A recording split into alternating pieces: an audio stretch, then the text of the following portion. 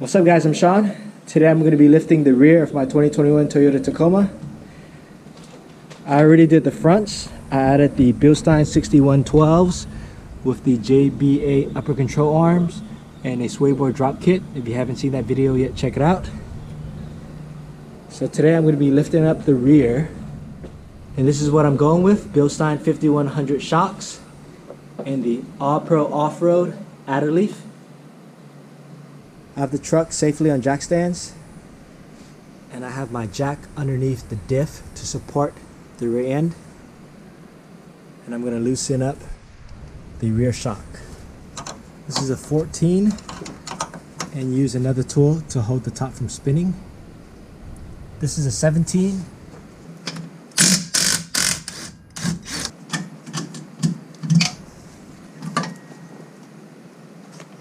I'm going to loosen the brake line bracket with a 12. This is the orientation of the 3-pack adder leaf. The short side points forward, the longer side points to the rear.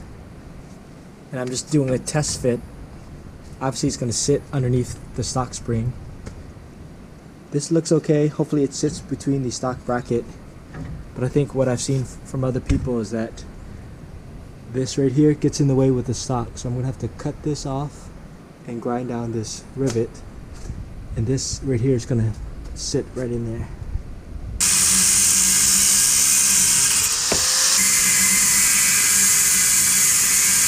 Alright, I finally cut off and grinded down that bracket that was holding the springs. Now I'm going to clean it up a little bit and probably spray paint it so it doesn't rust. Now we're going to continue the process. I still have my jack underneath the diff, and I'm going to remove the 4 19mm nuts to the U-bolt.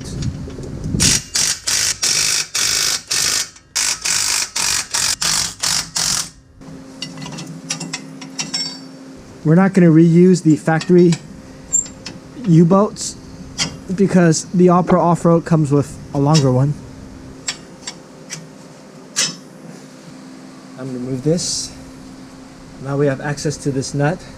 But we're going to clamp down the leaf springs first before we loosen that. This is a tool I rented from AutoZone, ball joint press, so I can use it just like a big C-clamp. If this 14mm nut spins, then you have to lower the jack and hold the head of the bolt. Now I can loosen the tension.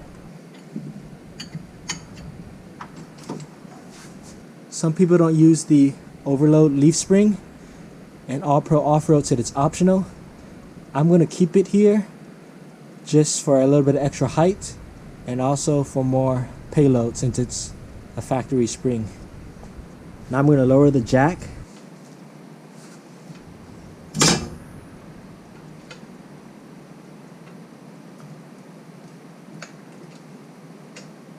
I went as low as I can without putting too much pressure on the brake line. We're going to get rid of that bolt. We don't need that one. Alright, here's the adder leaf. I'm going to remove the nut. The nut here, we don't need this standoff. And the nut here. Here's the adder leaf ready to be installed. If you don't want to use your overload spring, then you can just install it. But I do want to use mine, so I'm going to remove this pin.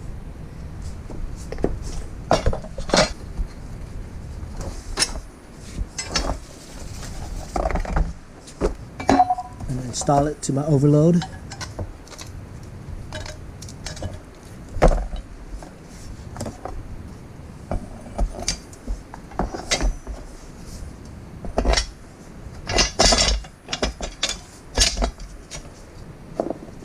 And it sits in here pretty good. If it's snug to the clamp right here, you could spread this open a little bit. So now I have that clearance.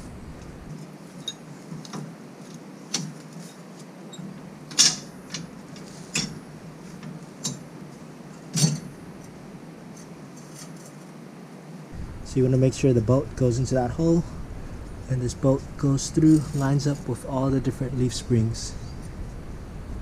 Once I have the bolt lined up pretty close to the holes of the leaf spring, I'm going to have my helper jack up the diff slowly while I guide the bolt through the hole. Now I'm going to use the ball joint C-clamp to squeeze it all down and install the nut.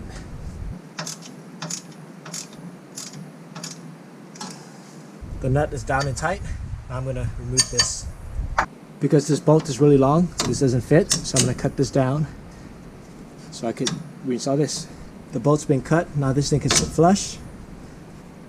Now I'm going to install the U-bolts. The kit came with longer U-bolts and hardware, and I'm going to install it like the way I removed the OEM ones. The U-bolts have been loosely installed. Make sure it sits pretty evenly, and then I'm going to run it down evenly. The threads are pretty even, and there's actually an option to cut down the threads if you don't like how low it hangs. And it sits pretty evenly here. And now I just got to install the hardware for here and here. Alright, the adder leaf is pretty much done. I'm going to torque the U-bolts down to spec. The hardware here is tight, rear is tight. I reinstalled the brake line. So pretty straightforward, not too bad. Now I just have to install the shock. Here's the OEM off-road shock, and this is the Bilstein 5100s.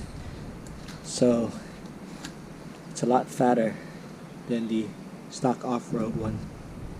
Alright, the Bilstein 5100 didn't come with instructions as far as the hardware, but I'm just going to copy the OEM.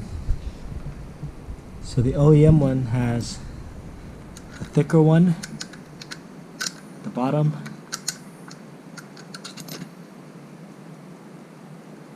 then bushing,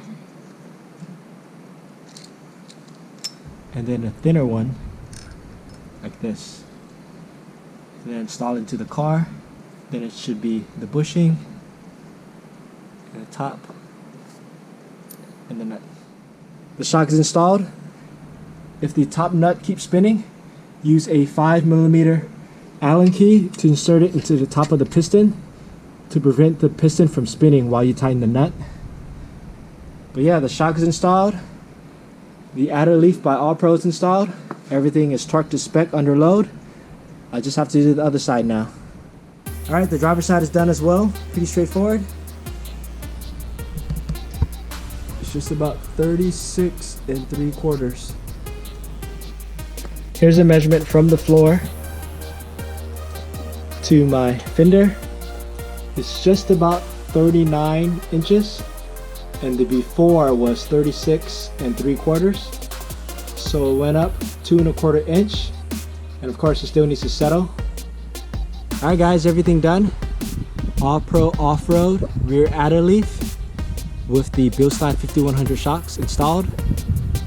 The All Pro adder leaf gave me about a 1.5 inch lift, but since I kept the overload spring, it should be about a 2 inch rear lift, which matches my front Bilstein 6112 2 inch front lift. So the car should have a slight rake, just like factory.